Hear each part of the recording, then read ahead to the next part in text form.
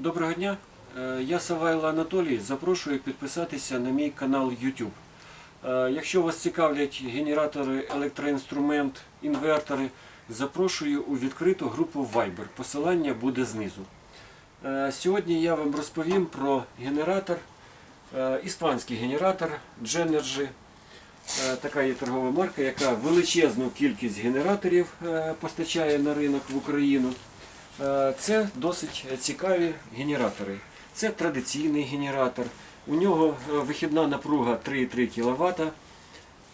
Номінальне навантаження, яке не можна перевищувати, це 3 кВт.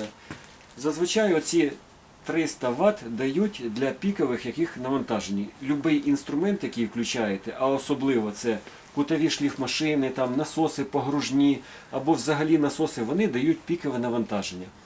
Тому розраховуйте, що пікове навантаження було не більше, ніж максимальне навантаження цього генератора.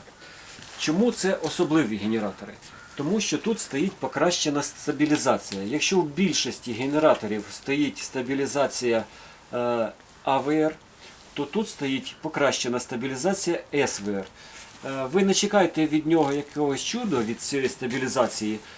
Іспанці декларують, що вона розрахована для чутливого обладнання і дійсно вона дає якість струму, синусоїду у неї краще, ніж у АВР.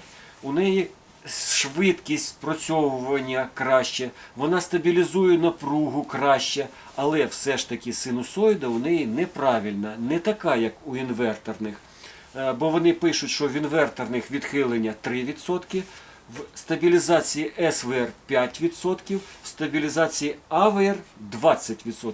І це правда, що стосується відхилення напруги, але не на відхилення самої синусоїди. Синусоїда тут не така, як в інверторних, або не така, як подається з мережі. Але виробник декларує, що він підходить до більшості електрообладнання, чутливого електрообладнання. Тобто він підходить до більшості котлів, але це тільки методом експерименту треба визначити. Звісно, треба обов'язково занулити, заземлити, якщо треба, і занулити. І тоді вірогідність, що ваш котел буде працювати, досить велика.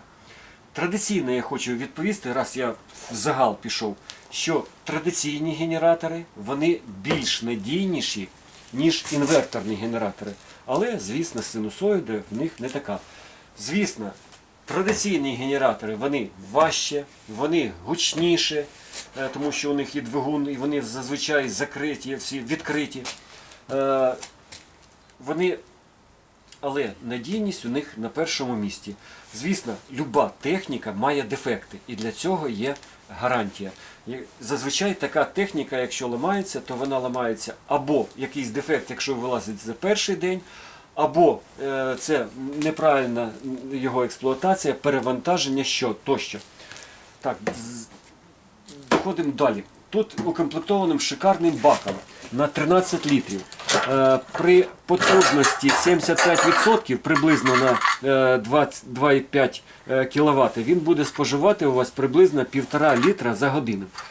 В бака є шикарний показник палива, ось такий поплавочок, але сіточки немає. Тому приготуйтесь купити таку лієчку, яку має сіточку, бо пам'ятайте, що сюди треба заливати бензин, без сумішу спирту, звісно, чистий, звісно, щоб там не було води, і тому сіточка, вона вам допоможе в вирішенні цих питань. Тому через лієчку заливайте, будь ласка.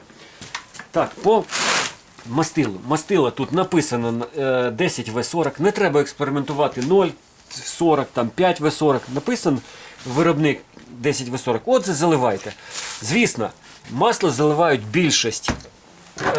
Людей заливають два типи масла. Перші, які не дуже турбуються за своєю технікою, заливають мастило для бензинових автомобільних двигунів чотирьохтактних, звичайне мастило 10В40.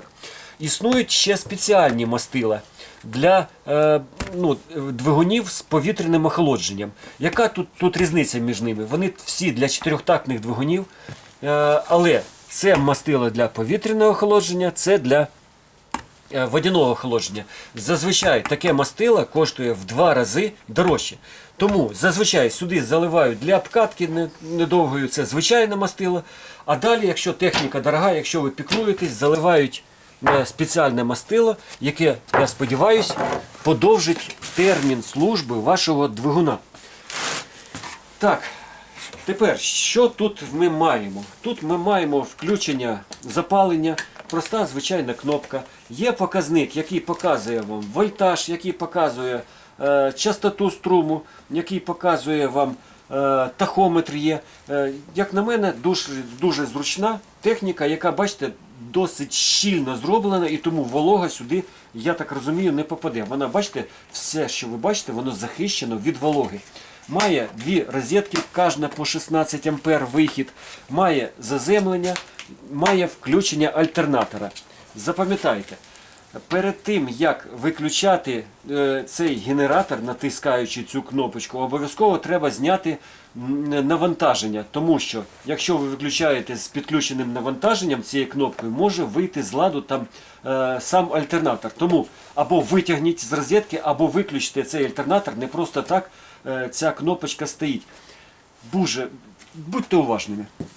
Так, тут запуск ручний, звичайний шнурок, як кажуть, на нього шморгалка.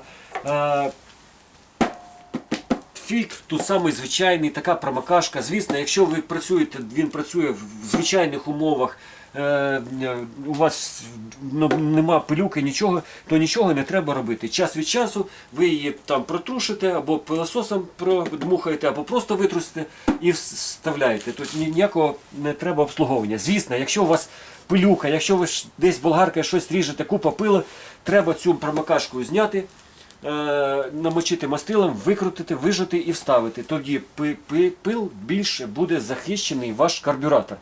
Ну і взагалі саме розпоширеніша вихід з строю цього генератора – це попадання пилу в генератор, в карбюратор, і його постійно треба чистити, якщо ви на пильних роботах. Так, подивимося ми на сам двигун. На двигуні написано Genergy.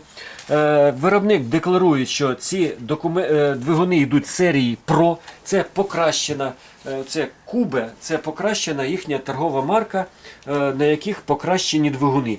Зовнішнє я не бачу ніяких змін, ніяких особливостей між покращеною і звичайною серією. Але все, як кажуть, скривається всередині. Є, звісно, датчик, який дивиться за рівнем мастила. Якщо буде менше рівне мастила, ніж треба, якщо його не буде, ви його не заведете. І це дуже зручно.